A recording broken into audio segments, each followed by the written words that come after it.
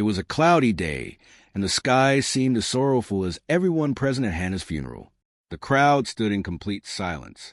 Some people held handkerchiefs, while others, with tear-filled eyes, remembered every happy moment shared with her. The wind blew softly, rustling the leaves of the trees as if nature itself was paying its final tribute. Suddenly, an unexpected sound broke the silence. It was Labrador Retriever, Hannah's loyal dog. He started barking incessantly. He wasn't just any dog. He had always been Hannah's inseparable companion, and now, there in front of everyone, Labrador Retriever fixed his gaze on the casket. His barking grew louder and more insistent. People looked at each other, surprised and uneasy. "What is he seeing?" they whispered. Some seemed disturbed, pacing back and forth, but unable to look away. Labrador Retriever's barking only grew, as if he were trying to warn about something.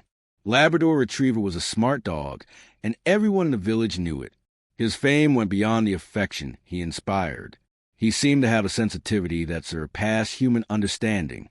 Some children, seeing him there, began to feel a chill down their spines, remembering all those scary stories they had heard about dogs that could sense things humans couldn't. What was Labrador Retriever trying to communicate? It was clear that he knew something that unsettled even the adults. But no one dared to ask aloud.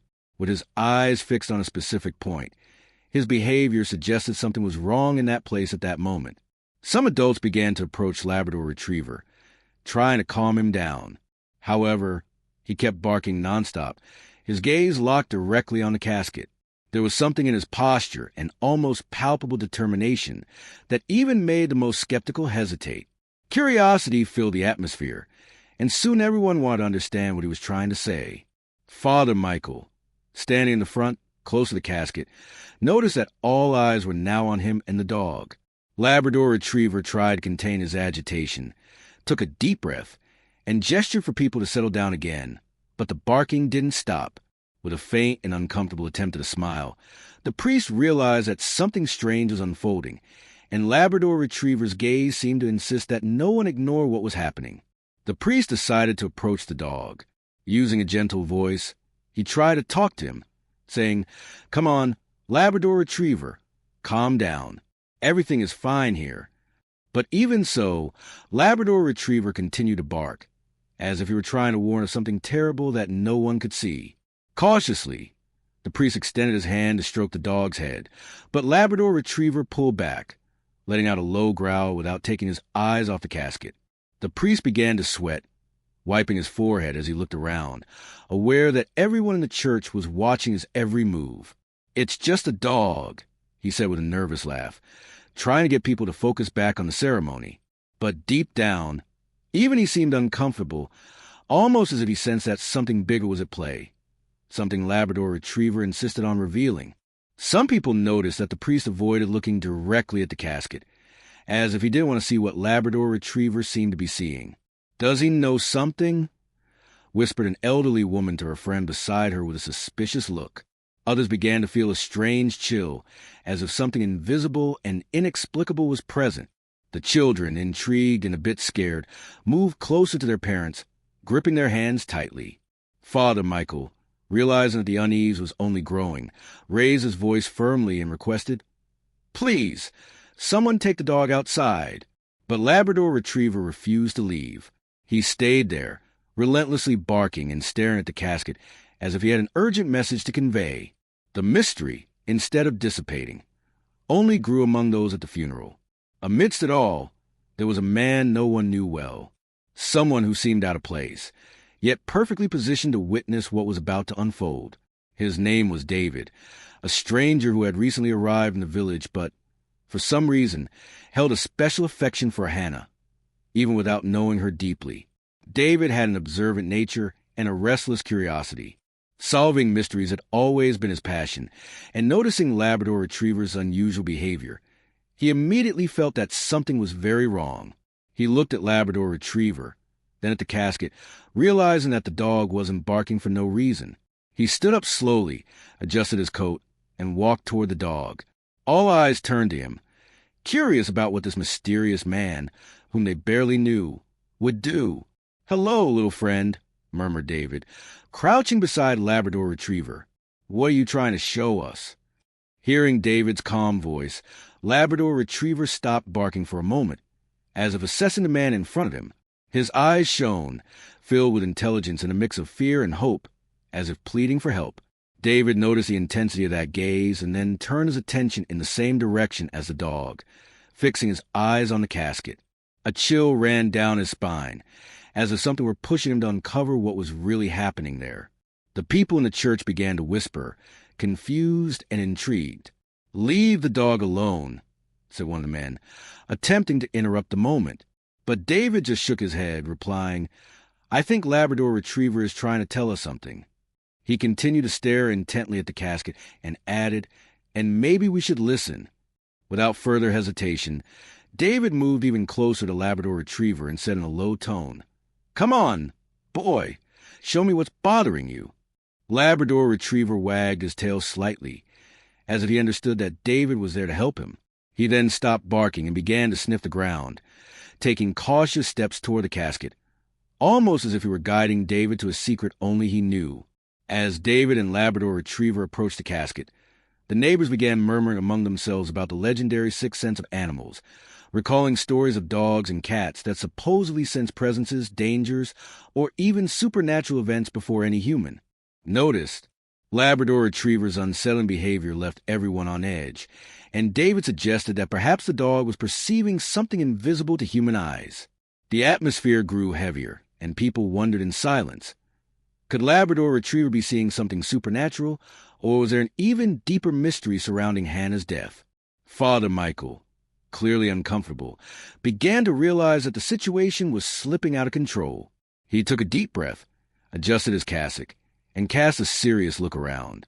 With firm steps, he walked to the center of the church and raised his hands, asking for silence. "Please, everyone calm down," he said with a voice that sought firmness but trembled slightly, revealing his nervousness. "We are here to pay our final respects to Hannah, someone so dear to all of us." The priest gave a penetrating look at David, who was still beside Labrador Retriever, trying to decipher what the dog wanted. "It is inappropriate," continued the priest, now in a louder tone, "for anyone to come here and cause commotion at such a delicate moment." Some people in the church nodded, but others looked at the priest with a mixture of distrust and curiosity. Why did he seem so nervous? Why was he so eager to end the situation? Then the priest pointed directly at David.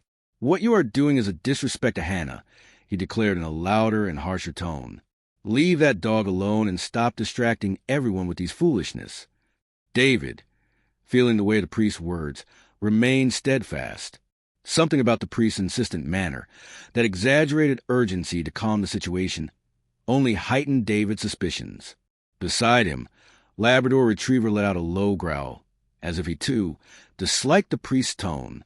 Realizing he was losing control, the priest insisted, almost pleading, "Please, everyone, do not allow Hannah's memory to be tarnished by this behavior.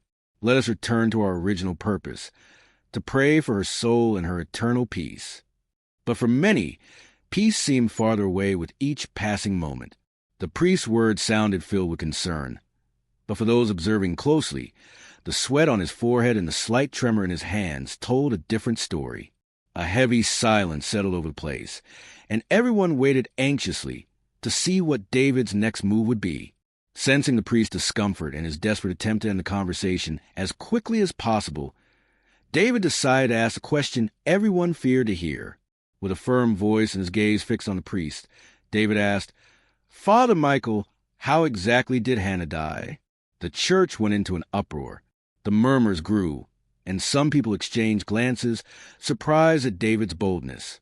Father Michael's eyes widened, visibly shaken. He had already told everyone that Hannah had passed away peacefully in her sleep. But in that moment, David's question echoed to the church like a stone cast into a serene lake, creating ripples of uncertainty. "What do you mean? How did she die?" The priest replied now in a clearly defensive tone. "I found her myself in her bed. She passed in peace, sleeping." "She died in her sleep," he repeated, almost as if trying to convince himself. David, undeterred, took a step forward and continued. "But why was Hannah alone? And why were you the first to find her?" Doesn't that seem a bit strange to you? The murmur among the people grew louder. A mix of curiosity and unease spread through the church. The children, wide-eyed, watched without fully understanding what was happening, while some adults whispered among themselves, making the atmosphere even more tense. Father Michael's face turned red, and an expression of anger barely concealed took over his features. He stamped his foot firmly, making everyone fall silent once more. "This is absurd," he exclaimed, his voice almost a shout. "You are causing an uproar during a sacred moment, disrespecting the memory of such a beloved woman." Pointing at David with a trembling finger, he commanded, "Leave here immediately, you and that dog." His voice held authority, but there was a perceptible nervousness in every word. David hesitated for a moment, but then beside him, Labrador Retriever let out a strong bark, almost as if he were challenging the priest and giving David the push he needed to continue. As if in response to the dismissal, David realized he had touched on something important, something the priest clearly didn't want anyone to uncover. Still, he knew that in that moment, he had no other choice. He slowly turned, took hold of Labrador Retriever's collar, and with one last defiant look at the priest, began to walk toward the door. As the murmurs among those present grew louder, everyone was perplexed by what had just happened. Outside the church, David felt the weight of the curious and suspicious glances of the community behind him, but he couldn't simply leave it all behind. There was something deep and dark in the mystery surrounding Hannah's death, and a strong premonition drove him to press forward. Labrador Retriever seemed to share this feeling, wagging his tail with enthusiasm, as if he were ready for whatever lay ahead. "Come on, buddy," David whispered to the dog. "I think we have a lot to uncover here." With that, they began their investigation through the cemetery, walking among the trees and old gravestones. The cold wind blew, making the leaves dance and producing a sound that resembled whispers in the unsettling silence. David looked around, increasingly certain that this place hid something mysterious. Labrador Retriever sniffed the ground restlessly, as if searching for something specific. Guided by an almost supernatural intuition, he seemed to know exactly where to go. Determined to find answers, David concluded that the first step was to learn more about Hannah's life. He made his way to her house, a small stone building on the edge of the forest, surrounded by a garden that seemed forgotten by time. When he arrived, he found the door unlocked, as if someone had left in a hurry, leaving behind more questions than answers. Upon entering the house, David felt a chill run down his spine. The place was covered in dust, but some objects seemed to have been moved recently. With Labrador Retriever sniffing beside him, David began to explore every corner, opening drawers, rummaging through papers and documents. It was then that he found a small wooden box on an old table. Inside it, there were letters and photographs, all yellow with age. As he read the letters, he realized that Hannah had kept many secrets. The texts mentioned secret meetings and conversations she had with people from outside the village. But it was when he found one specific letter that his heart raced, handwritten by Hannah. The letter mentioned Father Michael, revealing that she had discovered very serious things about him. David exchanged a glance with Labrador Retriever, who seemed restless, as if sensing they were getting close to something important. Continuing his search, David found a small key taped to the back of one of the frames on the wall. "What does this key open?" he murmured to himself. Labrador Retriever let out a short bark, as if encouraging David to keep going. Next to the key was a photo. Hannah stood beside Father Michael, with the church in the background. What caught David's attention most, however, was a detail at the bottom of the image. A small metal box identical to the one Hannah had described in her letters, mentioning that the priest hid money. "We're on the right track, Labrador Retriever," David said, petting the dog. "If Hannah was trying to tell us something about the priest, maybe this key is the answer we need." David felt a wave of determination. With the small key in hand and Labrador Retriever by his side, he knew the truth was closer than ever. Now, he needed to discover what the priest was hiding, and for that, he would have to search every corner of the village. As they moved forward, David returned to the town center, determined to follow the clues to the end. He headed straight for the library, an old place filled with dusty books and ancient documents. Searching through the shelves, David found an old photo album of the town. Flipping through the pages, He saw photos of community events, religious festivals, and finally, a series of photos of Hannah. One of them immediately caught his attention. It was an image of Hannah beside Father Michael, but what stood out most was the expression on her face. She looked uneasy, almost as if she knew something that deeply frightened her. That's when David noticed a detail that almost went unnoticed at the edges of the photo, a small metal box, the same one he'd seen in the photograph found at Hannah's house. Driven by curiosity, David returned to Hannah's house, determined to follow the clues to the end. Back at the house, he continued his search for more evidence. Behind an old curtain, he found a hidden cabinet. Inside, he discovered a notebook, Hannah's diary. The pages were filled with notes that seemed incredibly important. David began to read quickly, with Labrador Retriever by his side, as if the dog could also feel the tension building in the air. The notes revealed something dark. Hannah had uncovered a network of corruption within the church itself. She mentioned that Father Michael was embezzling money from the congregation for a sinister purpose, secretly accumulating large amounts. David read each line with a racing heart, absorbing every word. He's stealing from everyone and using people's trust to cover up his crimes. Hannah had written on one of the pages. Among the pages of the diary, David found an envelope with more photographs. In some of them, Father Michael appeared in secret locations within the church, carrying the same small metal box. In one photo, he stood beside an old statue inside the church, with the box next to him in position that suggested he was hiding something beneath the sacred figure. A chill ran down David's spine. "So that's it," he murmured to Labrador Retriever, almost to himself. She discovered everything, and that's why she was in danger. Now, David knew he needed to find that metal box in the church. It likely held the key to understanding the entire mystery. He looked at Labrador Retriever, who wagged his tail as if he understood they were getting closer to the truth. Determined, David set off toward the church, the place where all these secrets seemed intertwined. The town seemed calm, but David sensed that something dark was hidden behind that tranquility. As they arrived at the church, David looked around to make sure no one was following them. The place was steeped in silence, with the doors slightly ajar and the interior cloaked in shadows. He entered cautiously, accompanied by Labrador Retriever, and began to explore. David remembered the photo he'd seen. The metal box was hidden beneath one of the old statues. Walking slowly, he approached a statue of a saint, positioned in an isolated corner of the church. The stone figure seemed to observe everyone with a serious, almost stern gaze, as if guarding something important. David knelt and, with trembling hands, began to feel around the statue's base, searching for any sign of a hiding place.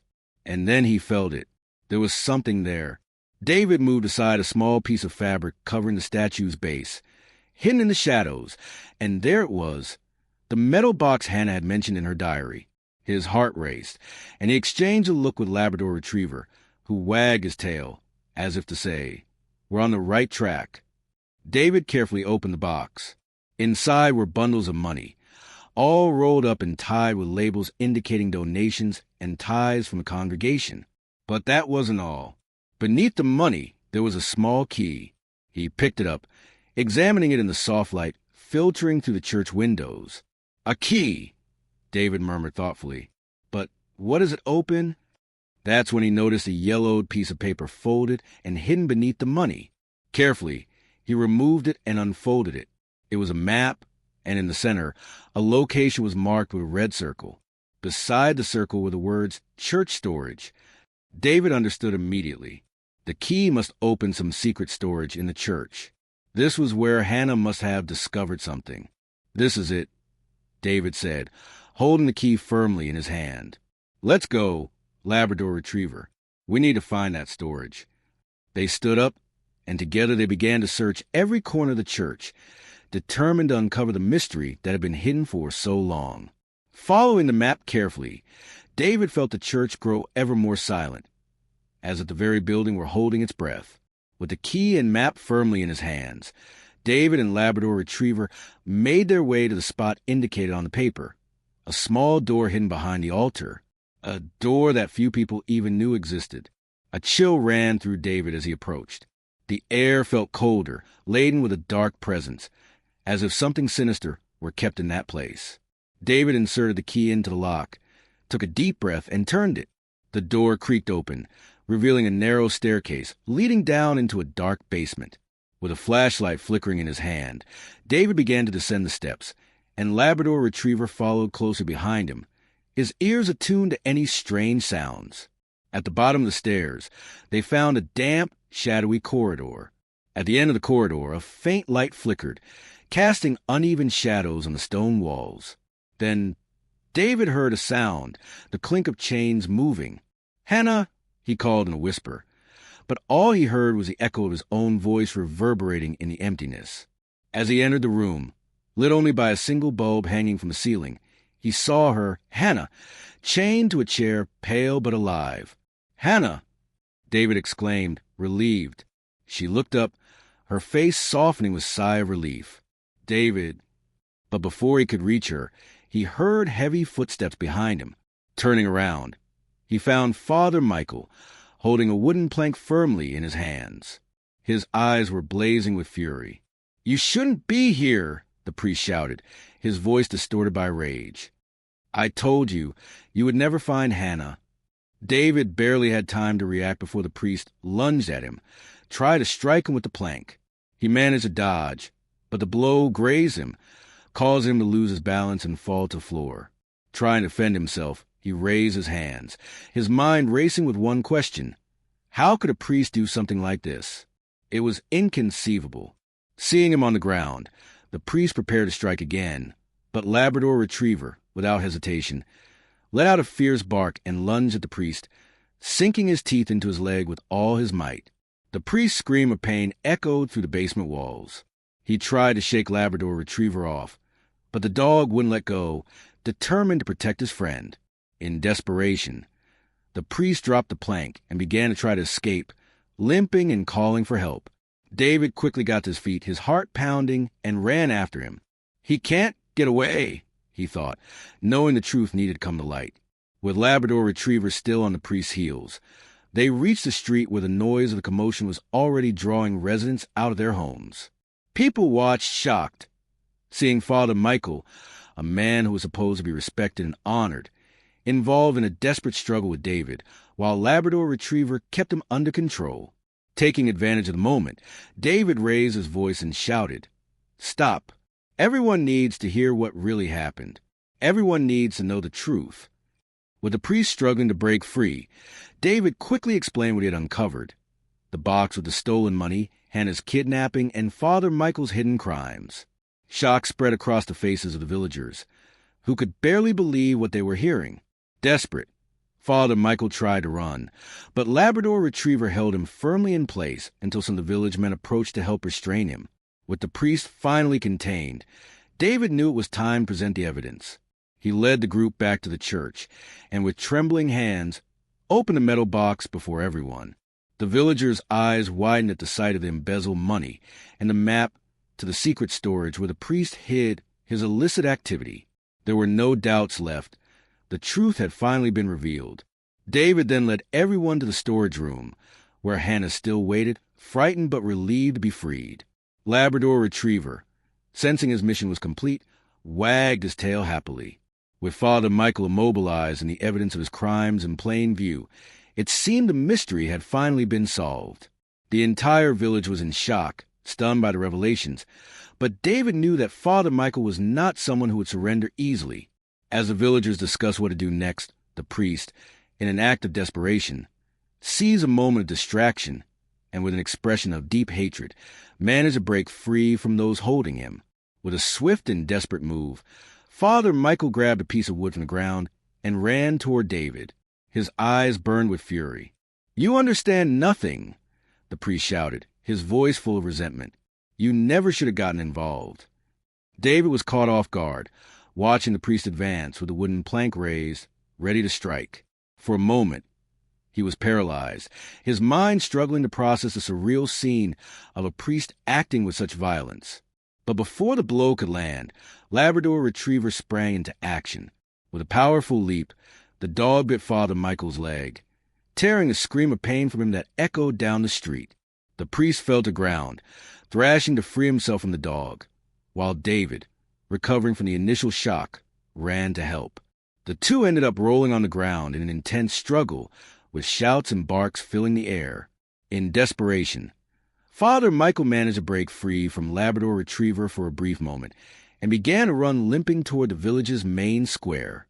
But Labrador Retriever didn't give up. Determined, the dog chased after the priest, barking loudly, and quickly caught up with him in the middle of the square. With another leap, Labrador Retriever knocked Father Michael to the ground, preventing his escape. The neighbors, now gathered around, watched the scene in disbelief. No one could have imagined that Father Michael, a man who was supposed to symbolize goodness and faith, would find himself in such a humiliating and desperate situation. David approached the crowd, still catching his breath. He began to recount in detail everything he had discovered. The villagers listened intently as he spoke about the secrets Hannah had uncovered.